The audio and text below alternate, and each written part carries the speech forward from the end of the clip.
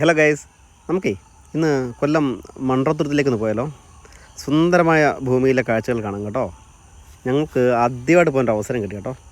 അപ്പോൾ കുറേ കാലം കൊണ്ട് ഇങ്ങനെ കേൾക്കുകയും കാണുകയൊക്കെ ചെയ്യാറുണ്ട് ഈ മൺട്രോത്തുരുത്തിനെ കുറിച്ച്. അപ്പോൾ ഇന്നലെ ഞങ്ങൾ പോയതാണ് കേട്ടോ.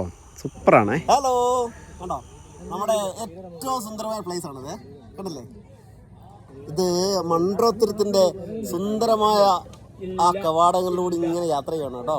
ഓക്കെ, അപ്പോഴേ പറഞ്ഞു വന്നത് എന്താണെന്നറിയോ, ജീവിതത്തിലെ സൗഹൃദത്തോളം പ്രണയത്തോളം സുന്ദരമായ മറ്റൊന്നുണ്ടെങ്കിൽ അത് യാത്രകളാണ്. നമ്മുടെ ഏറ്റവും വേണ്ടപ്പെട്ടവരുമായിട്ടുള്ള യാത്രകളില്ലേ, അതിന് കിട്ടുന്ന സൗന്ദര്യം, ആ കിട്ടുന്ന അനുഭവം ഉണ്ടല്ലോ, അതൊരിക്കലും നമുക്ക് മറക്കാൻ കഴിയില്ല.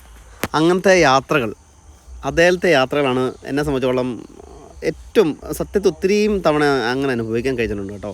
പ്രണയത്തിലായാലും സൗഹൃദത്തിലായാലും എല്ലാം. അപ്പോൾ അതൊക്കെ നമ്മൾ ആവോളം നുകർന്ന് ആസ്വദിക്കുക എന്നുള്ളതാണ് എന്നെ സംബന്ധിച്ചോളം എൻ്റെ ലൈഫിലെ ഏറ്റവും പ്രധാനപ്പെട്ട കാര്യങ്ങൾ. കണ്ടല്ലേ, ഞങ്ങൾ 3 സുഹൃത്തുക്കളുണ്ടായിരുന്നു, ഞാൻ കൂടെ രഞ്ജിത്ത്, ബിനുവണ്ണന്, രാഹുൽ, പിന്നെ ഞാൻ.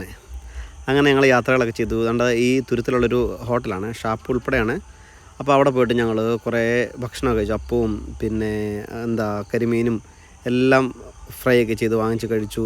കപ്പയുണ്ടായിരുന്നു. അപ്പോൾ നിങ്ങൾക്കും സമയം കിട്ടുമ്പോഴൊക്കെ പോവുകയൊക്കെ ചെയ്യണം കേട്ടോ. വളരെ ചിലവ് കുറവാണ്.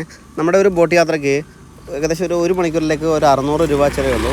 നമ്മളവിടെ എത്തിപ്പെടുക എന്നുള്ളത് മാത്രമേ ഉള്ളൂ ബാക്കി കാര്യങ്ങൾ. അപ്പോൾ എല്ലാവർക്കും നന്ദി, നമസ്കാരം, താങ്ക് യു.